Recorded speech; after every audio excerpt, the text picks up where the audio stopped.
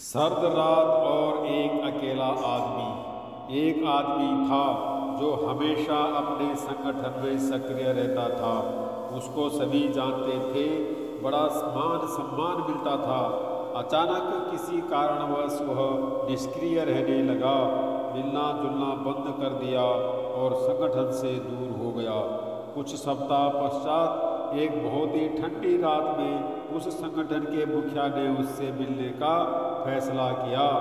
मुखिया उस आदमी के घर गया और पाया कि आदमी घर पर अकेला ही था। एक बोरसी में जलती हुई लकड़ियों की लौ के सामने बैठा आराम से आग ताप रहा था।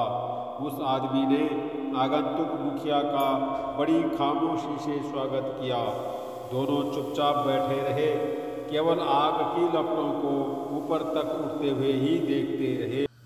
कुछ देर के बाद मुखिया ने बिना कुछ बोले उन अंगारों में से एक लकड़ी जिसमें लौ उठ रही थी यानी जल रही थी, उसे उठाकर किनारे पर रख दिया और फिर से शांत बैठ गया।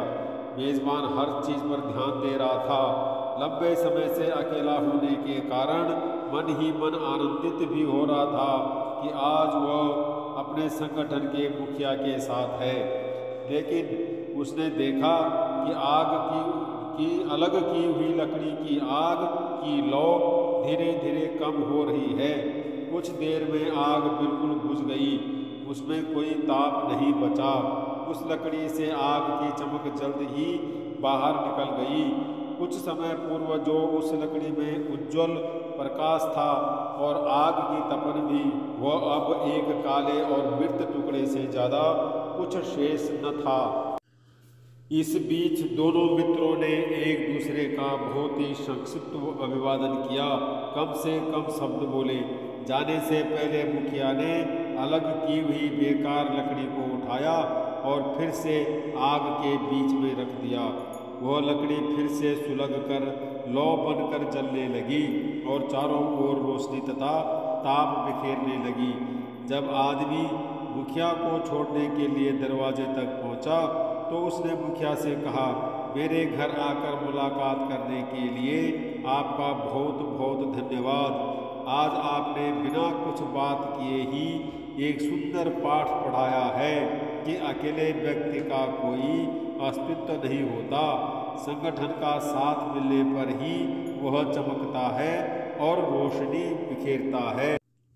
संगठन से अलग होते ही वह लकड़ी की भांति बुझ जाता है। मित्रों, संगठन से ही हमारी पहचान बनती है, इसलिए संगठन हमारे लिए सर्वोपरि होना चाहिए। संगठन के प्रति हमारी निष्ठा और समर्पण किसी व्यक्ति के लिए नहीं, उससे जुड़े विचार के प्रति होनी चाहिए।